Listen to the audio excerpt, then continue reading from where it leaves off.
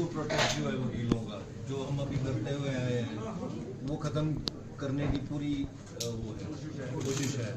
इसके अलावा बाहर के जो कॉरपोरेट सेक्टर की लॉ फर्म्स हैं उनको आमंत्रित किया जा रहा है, पर जब हम जाते हैं बाहर एडवोकेट्स तो वहाँ पे हमारे को कई तरह के एग्ज़ाम्स देने पड़ते हैं, क्रैक करने पड़ते हैं टेस्ट। वैसे ही यहाँ पे कोई वो नहीं बनाई गई है नीति, सीधे ही आप लॉ फर्म को यहाँ पे वो करते हैं। जिनके पास बेसिकली संसाधन भी होंगे, बाकी चीज़ें होंगी, तो एक इंडिविजुअल एडवोकेट उनके आगे नहीं टिक पाएगा जहाँ तक, क्योंकि वो दो लॉस में भी अपना काम कर सकते हैं और वो लोग किसी से भी होते हैं।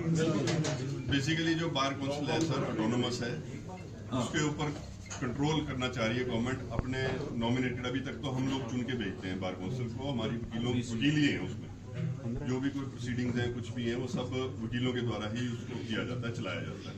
जितनी लीगल एजुकेशन है वो बार काउंसिल देखती है। गवर्नमेंट अपना इंटरफेरेंस चाह रही है, उसको अमेंड करके उसमें नॉमिनेट करेगी अपने लोगों को जो नॉन लीगल प्रोफेशन से लोग होंगे, नॉन एडवोकेट्स होंगे।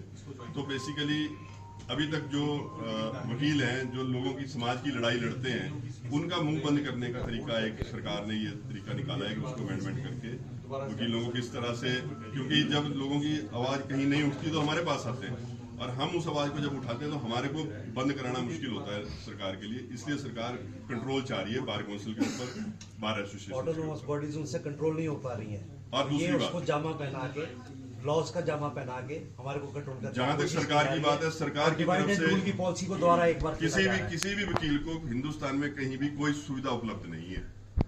तो गवर्नमेंट जब कुछ दे नहीं सकती है तो फिर इंटरफेरेंस किस बात की हमारे बीच में?